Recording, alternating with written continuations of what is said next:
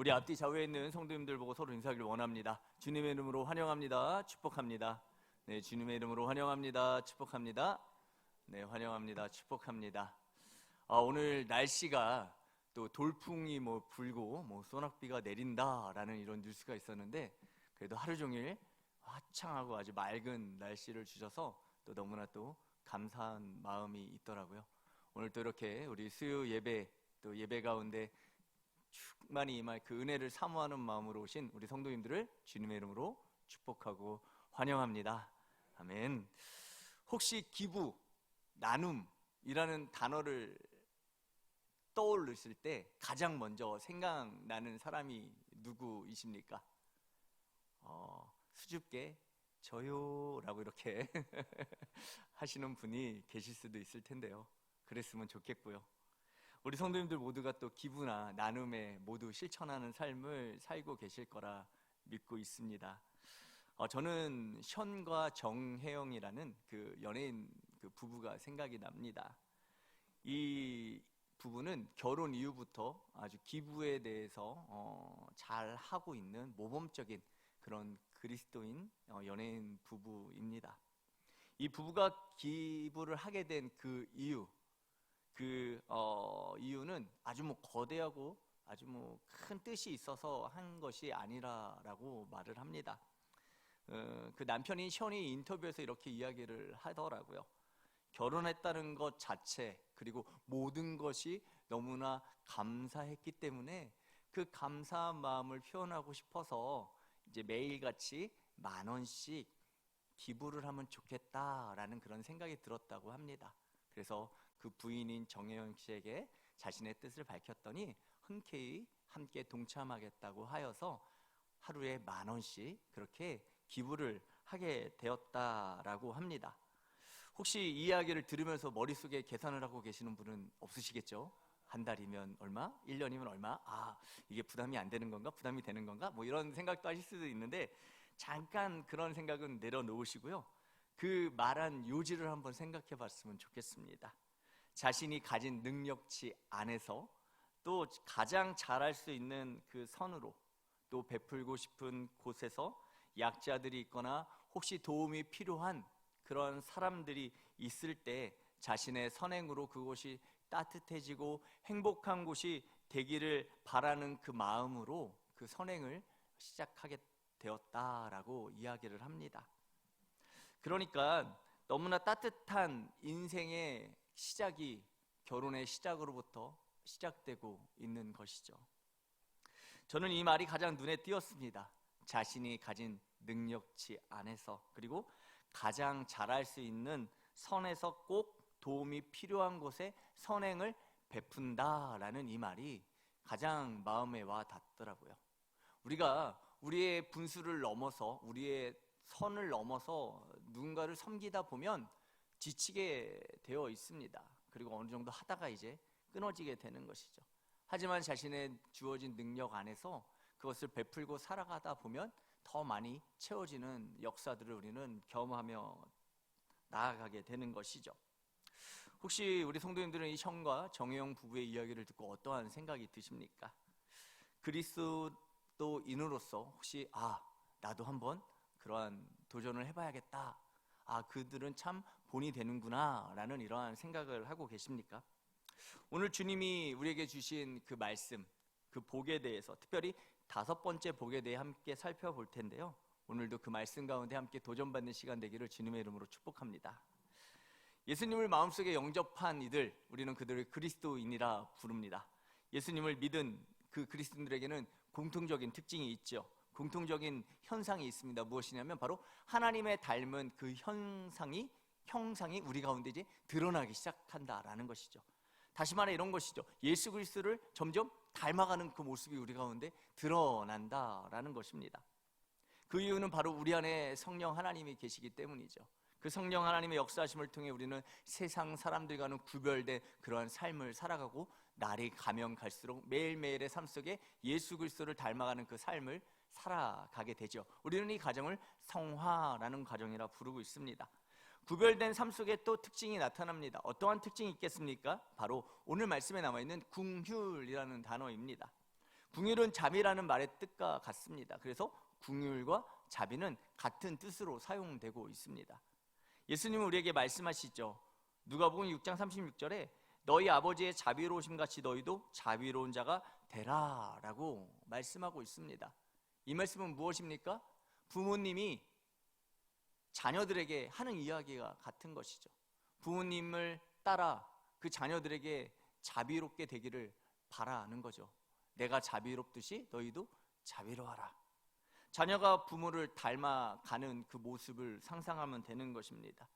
그리스도인 아빠, 아버지 되시는 그 하나님을 닮아가는 것, 그 모습을 자녀들이 닮고 삶으로 살아내는 이 모습을 생각하시면 되는 것이죠. 그래서 우리는 하나님의 닮은 그 모습을 살아감으로 인해서 그 하나님의 형상이 우리 가운데 드러남을 통해서 바로 긍휼의 모습, 그 자비함이 나타나게 된다라는 것이죠. 그리스도인에게 나타나는 긍휼은 이런 모습이 아닐까 생각합니다. 받는 것보다, 받기보다 주는 것이 더 행복하고 더 기쁘고 그것이 더 감사하며, 또한 그 줌으로 인해서 무언가를 받으려고 하는 것이 아니라 더 챙겨주고 싶은 마음, 그것이 바로 그리스도인의 갖고 있는 긍휼함, 그 자비의 마음이 아닐까라는 생각이 드는데요. 이러한 삶의 태도는 이기주의적 삶과 반대가 되는 태도적 삶이죠. 분명 신앙의 성숙함이 묻어나는 그 삶의 태도임에 분명합니다. 하지만 세상은 다릅니다. 받기만 하고 주질 않으려고 하지요. 또 탐욕적인 삶의 태도를 가진 분들도 있습니다. 주지도 않고 받지도 않고 혼자 그냥 나는 나 혼자 살아갈 거야 라는 그런 개인 이기주의적인 모습으로 살아가는 사람들도 있습니다. 또한 주기도 하고 받기도 하며 서로 도와가는 그런 모습 속에 살아가는 사람들도 있죠. 하지만 받은 만큼 꼭 돌려줘야지, 또 준 만큼 꼭 받아내야지, 그러한 마음을 갖고 살아가시는 분들도 있을 텐데요. 내가 이만큼 했으니 너도 이만큼 해라 라는 그러한 모습들도 우리는 발견하게 됩니다. 혹시 어떠십니까? 내가 누군가에게 무엇을 줬을 때 그 준 만큼 꼭 내게 돌려주기를 바라는 마음이 있으십니까? 아니면 그래 내가 너에게 베풀었으니 너는 그걸로 기뻐하는 모습만 보고 나는 흡족하다라는 그런 부모님의 마음을 갖고 계십니까? 참된 그리스도인의 태도는 주는 것에 인색하지 않습니다. 받는 것이 없어도 베푸는 것이 기쁨의 삶임을 느끼며 살아가는 것이죠. 긍휼을 베푸는 삶은 이러한 삶일 것이다 라는 생각이 드는데요. 긍휼은 또 동정하는 마음과는 다릅니다. 그냥 감정에 머물러서 불쌍해서 내가 돕는구나가 아니라 정말 내가 주는 것이 기쁨으로 베푸는 것이죠. 그리고 그 마음만 갖고 있는 것이 아니라 반드시 주는 행동으로 그 마음이 옮겨져야만 합니다. 긍휼에 대해 우리의 삶의 속에서 아주 잘 실천하시고 보여주신 분이 계시죠. 바로 누구시죠? 예수님이시죠. 예수님은 힘없는 자, 아픈 자, 약한 자, 병든 자, 고통에 신음하는 자를 보시면서 불쌍히 여기시고 그들에게 자비를 베푸셨습니다. 그리고 그들에게 불쌍히 여기시고 그냥 끝나신 것이 아니라 어떠한 그들에게 액션을 취하셨죠. 행동을 행하셨습니다. 무리 가운데 병자들을 보고 어떠셨습니까? 고쳐주셨습니다. 마태복음 14장 14절에 예수께서 나오사 큰 무리를 보시고 불쌍히 여기사 그 중에 있는 병자를 고쳐주시니라. 그리고 무리가 배고플 때도 그들을 불쌍히 여기시고 이렇게 말씀하셨죠. 마태복음 15장 32절에 예수께서 제자들을 불러 이르시되 내가 무리를 불쌍히 여기노라. 그들이 나와 함께 있은지 이미 사흘이매 먹을 것이 없도다. 길에서 기진할까 하여 굶겨 보내지 못하겠노라. 또 앞 못 보는 두 사람을 불쌍히 여기시고 고쳐주셨습니다. 마태복음 20장 34절에 예수께서 불쌍히 여기사 그들의 눈을 만지시니 곧 보게 되어 그들이 예수를 따르니라. 또한 나병 환자를 보고 어떻게 하셨습니까? 그들을 불쌍히 여기시고 고쳐주셨습니다. 마가복음 1장 14절에 예수께서 불쌍히 여기사 손을 내밀어 그에게 대시며 이르시되 내가 원하노니 깨끗함을 받으라 하시니. 성경에 찾아보면 긍휼히 여기는 그 모습들을 많이 발견할 수 있는데요, 지금까지 말씀드린 것은 바로 예수님께서 긍휼히 여기심을 통해 그들을 긍휼하게 여김으로 행동으로 보여주신 그 사건들을 이야기해주고 있습니다. 예수님이 행하신 사역들을 보면 그 기본에 긍휼함이 있음을 우리는 잘 알 수 있습니다. 그들이 예수님이 바라본 곳, 예수님이 가서 행하신 곳, 예수님이 함께 있었던 그곳이 바로 긍휼함이 필요한 곳이었던 것이죠. 그래서 예수님이 이 땅 가운데 공생의 기간 동안 그 힘겹고 어렵고 아파하는 자들과 함께 하심을 통해 그 긍휼을 베푸셨다라는 것입니다. 그리고 이 땅에 살아갈 때 필요한 것들을 채워주시고 함께 해주셨다라는 것이죠. 예수님께서 우리를 향한 긍휼하심의 절정은 어떠한 사건입니까? 바로 십자가 사건입니다. 우리를 가장 지극히 긍휼히 여긴 사건, 바로 십자가 사건인 것이죠.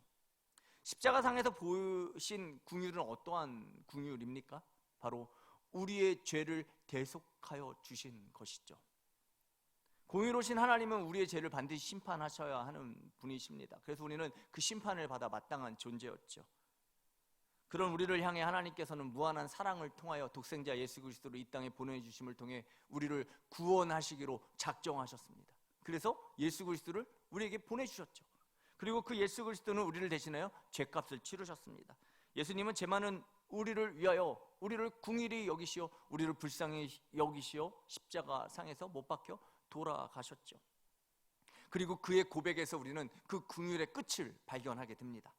누가복음 23장 34절에 이에 예수께서 이르시되 아버지 저들을 사하여 주옵소서 자기들이 하는 것을 알지 못함이니이다.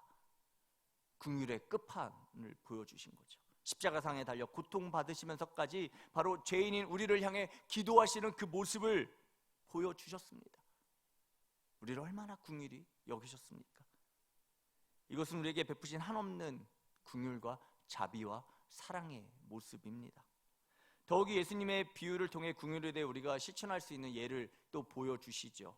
선한 사마리아인 이야기를 통해서 우리가 비록 원수를 할지라도 그가 어려움을 당할지라도 주는 것이 긍휼임을 말씀해주고 있습니다.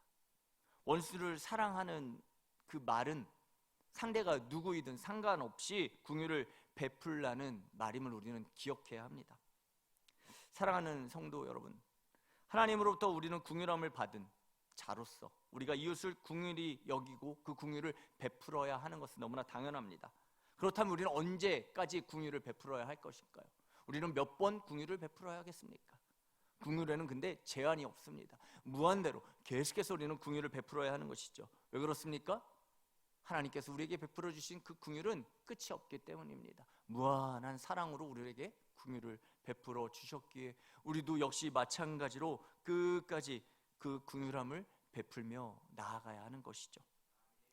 계속해서 긍휼은 이 두 가지 부분을 우리가 생각해 볼 수가 있습니다. 하나는 영적인 부분이고 다른 하나는 물질적인 부분입니다. 먼저 물질적인 부분보다 영적인 부분을 먼저 생각해 본다면 영적인 부분에서의 긍휼함은 어떠한 것이겠습니까? 바로 영혼에 대한 구원입니다. 한 영혼이 구원을 받기에 간절함이 있어야 하는 것이죠. 그 영혼을 향한 긍휼함이 있어야 된다라는 겁니다. 우리의 마음에 예수 그리스도를 믿지 않는 사람을 봤을 때 우리 마음 안에 들어야 되는 마음이 어떤 마음이냐? 바로 긍휼의 마음이 들어야 한다라는 것입니다. 불쌍한 마음이 들어야 한다라는 것이죠. 비록 그들이 이 땅에서 우리보다 잘 먹고 잘 살고 잘 지내고 잘 나간다 할지라도 그들에게는 영원한 멸망의 길, 영원한 죽음이 있기에 그들을 바라보고 긍휼히 여겨야 한다라는 것이죠. 불쌍히 여겨야 한다라는 것입니다. 아, 저 사람 나보다 잘 살고 이 세상에서 떵떵거리고 잘 사는데 내가 저 사람들을 어떻게 긍휼히 여겨, 저 사람들이 나를 긍휼히 여기면 모를까라는 생각이 아니라 우리는 영적으로 그들을 바라봄을 통해 그 영혼의 끝이 어딘지를 명확히 알고 있지 않습니까? 바로 영원한 죽음이 그들에게 있기에 우리는 그들을 바라보고 긍휼한 마음을 가져야 하는 것이죠. 길을 잃고 어디로 갈지 못하는, 어디로 가는 것이 진리의 길인지를 알지 못하는, 방황하고 헤매는 그들에게 우리는 긍휼한 마음을 가져야 되는 것입니다. 그리고 그들이 올바른 길로 갈 수 있도록 도와주어야 하는 것이죠. 만일 사랑하는 자녀가 엄한 길로 가고 있다, 올바르지 않은 길, 잘못된 길로 가고 있다면 어떻게 하겠습니까? 바로 꾸짖고 훈계하고 권면함을 통해 바른 길로 가도록 안내하고 인도하지 않겠습니까? 그냥 내버려 두는 분은 단 한 분도 없으실 겁니다. 잘못된 그 자녀를 위해 기도할 것이고요, 혼내기도 해보고 권면도 해보고, 어쨌든 그가 올바른 길로 가도록, 그 자녀가 바른 길로 가도록 우리는 계속해서 지도할 것입니다. 우리는 역시 그 마음을 가져야 한다라는 것이죠. 궁휼함을 가진 그 그리스도인들은 믿지 않는 그 분들을 향하여 이 마음을 갖고 그들에게 계속 권면하며 전하며 증거하며 나아가야 되는 것이죠. 한 번 하고 끝나는 것이 아닙니다. 계속해서 전하는 것이죠. 그리고 또 우리는 시험에 들어 교회에 나오지 않는 그 영혼들을 생각하며 긍휼의 마음을 갖고 나아가야 합니다. 그들을 위해 기도하는 것을 멈추지 말아야 하는 것이죠. 그리고 그들을 찾아가는 겁니다. 그들을 찾아가서 어떻게 합니까? 위로하는 것이죠. 그들의 쌓여있는 그 속에 있는 마음들을 다 들어주는 겁니다. 우리는 그 영혼들을 위해 기도하는 것뿐만 아니라 직접 찾아가야 합니다. 우리가 기도하는 것으로 끝내면 안 된다라는 것이죠. 직접 행동으로, 삶으로 그것이 드러나야 되는데 바로 그들을 찾아가는 것입니다. 믿지 않는 자들을 찾아가는 것이고요, 시험에 들어 교회에 나오지 않는 그 성도들을 향하여 찾아가는 것이죠. 그 문을 두드리는 것입니다. 우리 교회에 등록은 되어 있으나 여러 가지 이유로 나오지 않는 성도들이 있을 겁니다. 특별히 코로나19로 인하여 교회를 나오는 것에 힘겨워하는 그런 영혼들이 분명히 있을 것입니다. 우리는 그 영혼들을 어떻게 생각해야 되겠습니까? 아, 그래, 그냥 안 나오니까 그만둬야지, 말아야지, 그러고 끝나는 게 맞는 것입니까? 아니죠. 그 영혼들을 향한 우리의 긍휼한 마음이 있어야 됩니다. 우리는 그래서 그들에게 찾아가야 되죠. 그리고 그들을 만나야 합니다. 그리고 그들을 위로하고 그들에게 권면하여 그들이 다시 주님의 전으로 나오도록 함께 해야 하는 것이죠. 그것을 누가 해야 되겠습니까? 바로 우리 모두가 해야 되는 것입니다. 예수님께서 말씀하시는 거죠. 이게 누구 무슨 리더만, 목사만 하라고 이야기하는 것이 아니지 않습니까? 우리 모두가 행해야 하는 것입니다. 긍휼의 영적인 두 번째 부분은 바로 용서함입니다. 성경에서 말하는 용서는 빛을 탕감해 주는 것이죠. 내게 빚진 자, 그 처벌을 요구하지 않고 그냥 그 빛을 탕감해 주는 것을 용서해 준다라고 표현을 합니다. 예를 들어 요셉을 보면 어떻습니까? 요셉의 인생을 보면 확실히 알 수 있습니다. 그는 죽을 뻔하였죠. 형제들에 의해서요. 미디안 상인들에 팔려가게 되고 요셉의 인생이 평탄치 않고 노예가 되고 감옥에 가게 되고, 요셉의 처지를 보면 어떻습니까? 억울하지 않습니까? 요셉의 인생이 되게 해달라고 기도하잖아요. 혹시 자녀들이 요셉의 인생에 같이 형통한 인생이 되게 해달라고 기도하시는 분 계십니까? 제가 어떤 목사님의 설교를 들으면서 그렇게는 기도하면 큰일 난다라고 이야기를 하더라고요. 왜요? 요셉의 인생이 결코 우리가 말하는 그 형통이 아닌 인생이잖아요. 그 요셉의 모습 보면 어떻습니까? 부모를 떠나 20년이 되도록 못 보고 지냅니다. 보통 사람이라면 그 기간 동안 일을 가고 있겠죠. 이 사람들, 이 형들 두고 봐라. 내가 만나면 끝까지 내가 똑같이 안갚음을 해주리라. 그러나 그가 형들을 다시 만났을 때 요셉은 어떠한 모습을 보입니까? 창세기 50장 17절에 보면 요셉이 그들이 그에게 하는 말을 들을 때 울었더라 라고 이야기합니다. 벌써 마음 가운데 그 긍휼한 마음, 용서하는 마음이 느껴지지 않습니까? 그러면서 19, 21절에 요셉이 그들에게 이르되 두려워하지 마소서, 내가 하나님을 대신하리이까? 당신들은 나를 해하려 하였으나 하나님은 그것을 선으로 바꾸사 오늘과 같이 많은 백성의 생명을 구원하게 하시려 하셨나니 당신들은 두려워하지 마소서, 내가 당신들과 당신들의 자녀를 기르리다고 그들을 간곡한 말로 위로하였더라. 아멘. 어떻게 했습니까? 이를 갈고 안갚음을 하여 내가 꼭 원수를 갚아야지, 이것이 아니라 그들을 위로하였다라고 합니다. 형제들을 용서하죠. 이때 요셉이 보인 반응이 긍휼의 모습인 것입니다. 스크루지 이야기를 다들 잘 아실 겁니다. 모든 사람이 크리스마스를 즐겁게 다들 기다리고 있습니다. 그런데 구두쇠 스크루지 영감만은 예외였죠. 그는 일하는 것이 가장 즐겁고 그 일하는 것이 가장 행복하고 가장 중요한 것이라 여겼기에 믿는 사람인 점원 밥에게도 늦게까지 근무를 하도록 하게 만들고, 하나뿐인 조카 프레드의 그 크리스마스 식사 초대도 다 거절합니다.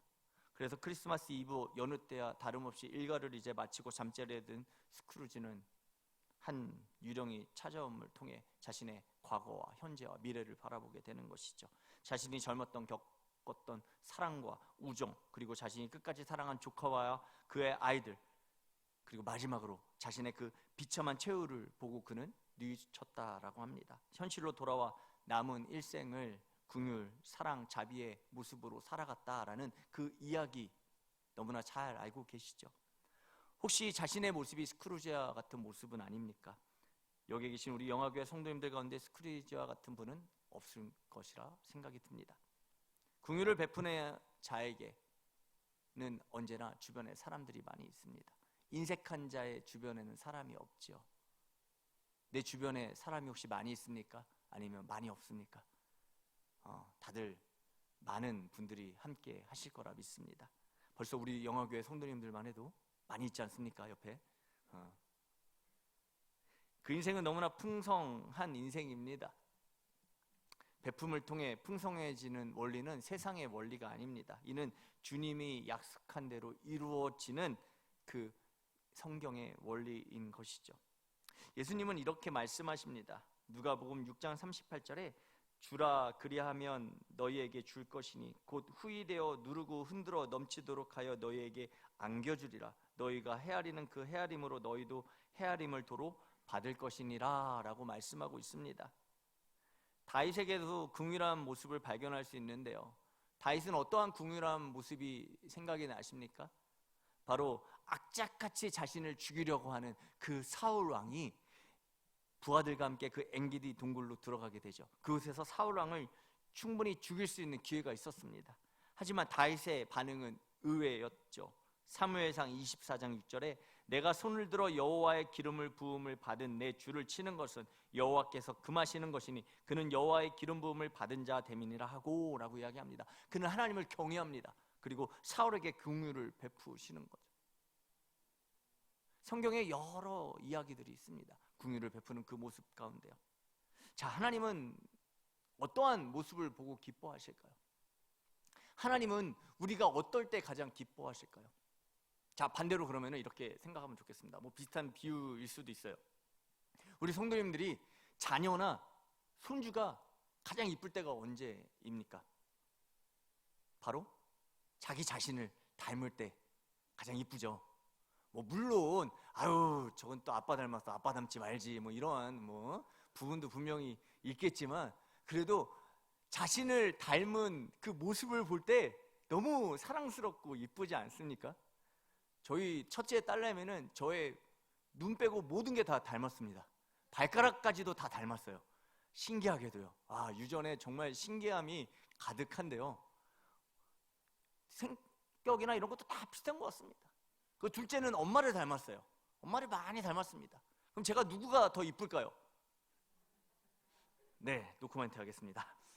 혹시라도 애들이 커서 볼 수도 있으니까요. 네, 그래도 성경의 말씀에 지금 제가 이야기하고 있는 것처럼 자기와 닮은 누군가가 조금 더 끌리는 마음이 있지 않습니까? 더 예뻐 보이고요. 네, 첫째라서 더 예뻐 보이는 것 같기도 한데, 부모의 마음은 다 똑같지 않겠습니까? 하나님의 마음도 역시 동일하지 않겠습니까?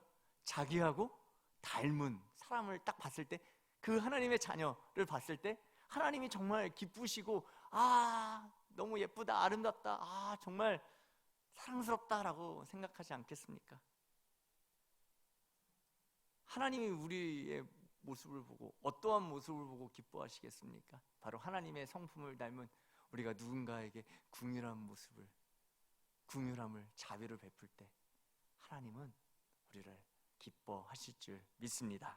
아멘. 긍휼은 또 물질적인 부분으로도 우리가 표현할 수가 있습니다. 정말 예쁜 것도 하나도 없고 미운 놈 떡 하나 더 준다는 심정으로 그러한 사람들에게 물질을 거저 주는 것을 이야기합니다. 여러분들 어려운 분들을 보셨을 때 어떠한 마음이 드십니까? 저절로 주머니에 손이 들어가 있는 돈을 이렇게 주고 하시지 않으셨습니까? 지금이야 물론 다 카드, 핸드폰 들고 다니니까 찍을 수 없기 때문에 그렇지만, 옛날에는 우리가 그래도 현금을 들고 다닐 때는 이렇게 어려운 사람들을 보면 1,000원이든 뭐 100원이든 500원이든 있는 걸 이렇게 나눠주고 하시지 않으셨습니까? 제가 어릴 때 이 수원역에 와봤을 때는 참 그런 분들이 많으셨던 것 같아요. 특별히 이렇게 큰 역사들, 뭐 서울역, 영등포, 뭐 수원역 이런 역들에 가면 참 어려운 분들이 많으셨던 것 같습니다. 그런 분들을 볼 때 꼭 지나치지 아니하고 이렇게 꼭 제가 갖고 있는 것을 내어줬던 기억들이 나는데요.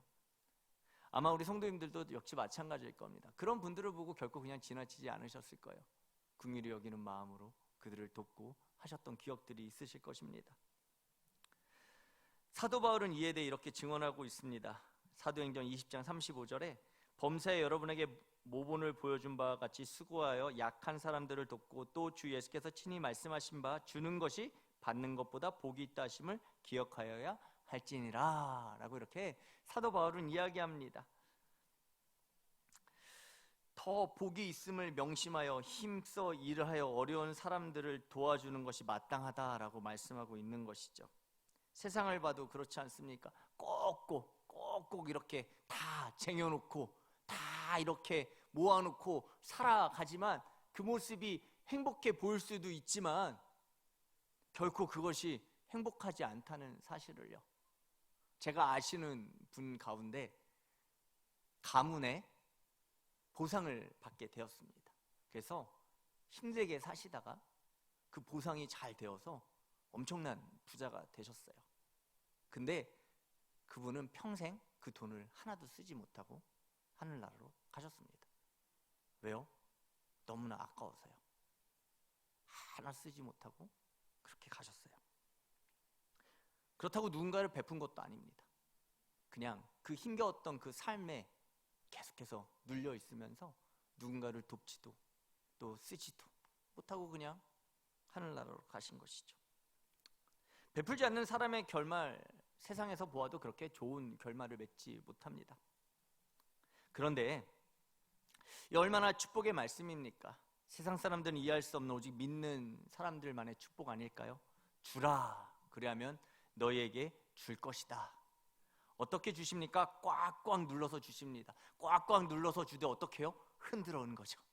흔들어서 빈틈없이 꾹꾹 채워서 꾹꾹 눌러가지고요. 물 넣어도 물 밑으로 새지 않을 정도로, 물이 위에 이렇게 계속 떠 있을 정도로 꽉꽉 채워서 하나님은 우리에게 차고 넘치도록 채워 주신다라고 말씀하고 계십니다. 우리는 이 주님의 원리를 기억해야 합니다. 삶으로 체험해야 되는 것이죠. 그냥 말씀을 읽고 그냥 말씀이 우리 가운데 허공에 떠다니는 것이 아니라요, 이 말씀을 삶으로 경험하고 체험하는 순간 하나님의 은혜는 더 크게 우리에게 다가오게 되어 있습니다. 우리 성도님들의 말씀이 되기를 축복합니다. 우리가 받은 은혜 역시 마찬가지죠. 하나님은 절대 그냥 어슬렁어슬렁 설렁설렁 그냥 준 듯 만 듯 이렇게 주시지 않으십니다. 차고 흘러 넘치도록 흔들어 꽉꽉 채워 우리에게 주시는 분이십니다. 성도님들이 만난 하나님은 어떠한 하나님이십니까? 지금까지 만난 그 하나님은 어떠한 하나님을 만나셨습니까? 하나님은 풍성히 채워주시는 하나님이심을 믿으시기 바랍니다. 제가 만난 하나님은 풍성히 채워주시는 하나님이십니다. 근데 그 풍성이라는 단어에는 어느 정도 제약이 있더라고요. 왜냐하면 제가 시험에 걸려 넘어지지 아니하도록, 너무 없어서 또 너무 넘쳐서 제가 마음을 뺏기지 않도록 풍성히 채워주시는 하나님이 바로 우리의 하나님이심을 믿으시기 바랍니다. 하나님의 풍성한 은혜를 누구에게 주기를 원하십니까? 오늘 예수님이 말씀하시기 이렇게 얘기하시죠. 긍휼히 여기는 자에게 하나님께서 베푸시는 그 은혜가 임한다라고 말씀하고 있습니다. 우리는 어떻게 해야 하겠습니까? 먼저 말씀대로 베풀어야 합니다. 긍휼함을 갖고 자비를 베풀어야 하는 것이죠. 말씀을 정리하고자 합니다. 하나님을 물질을 베푸는 자에게 더 풍성히 채워주십니다. 그리고 용서와 긍휼을 베푸는 자가 행복하게 만들어 놓으셨습니다.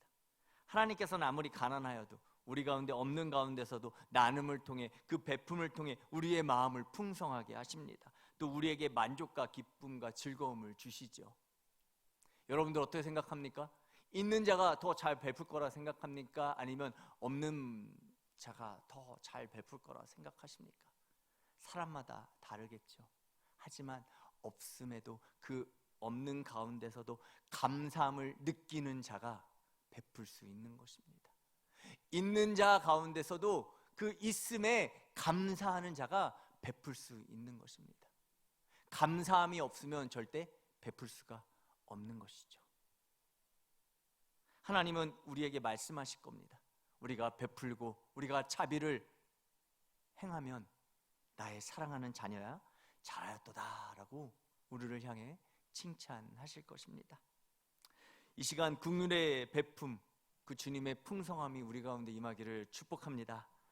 우리에게 차고 넘치도록, 그래서 마음껏 긍휼을 베풀 수 있도록, 그래서 이 기쁨, 이 즐거움을 경험하며 나아갈 수 있도록 우리에게 채워주실 것을 믿음으로 고백하며 나아가기를 축복합니다. 말씀 한 구절 읽고 마치겠습니다. 우리 다 같이 한번 말씀을 찾아볼까요? 로마서 12장 8절입니다. 로마서 12장 8절 말씀 우리 함께 찾아보도록 하겠습니다. 로마서 12장 8절 말씀입니다. 로마서 12장 8절 말씀 257면에 있습니다. 신약 257면 로마서 12장 8절 말씀 우리 다 찾으셨으면 한 목소리로 함께 읽어보도록 하겠습니다. 시작. 혹 위로하는 자면 위로하는 일로, 구제하는 자는 성실함으로, 다스리는 자는 부지런함으로, 긍휼을 베푸는 자는 즐거움으로 할 것이니라. 아멘. 오늘 말씀하고 있는 것과 같이 내게 주신 마음, 먼저 내가 받은 사랑, 내가 넘쳐 흐르게 받은 그 긍휼과 그 자비가 내 안에 충만히 있음을 기억하시고, 우리에 있는 그 받은 사랑, 그 긍휼과 그 자비를 먼저는 예수 그리스도를 알지 못하는 이들에게 베푸시고, 또 우리 함께 있는 지체들 가운데 마음의 어려움이 있어 또 코로나19로 인하여 잠시 교회를 떠난 그 성도들에게, 그리고 힘겨워하는 어려워하는 우리 지체들에게 먼저 베품을 통해 하나님이 채워주시는, 하나님이 차고 넘치되 흔들어 가득 채워지는 그 풍성한 긍휼을 받는, 그 복을 누리는 저와 사랑하는 우리 성도님들 되기를 주님의 이름으로 축복합니다. 아멘.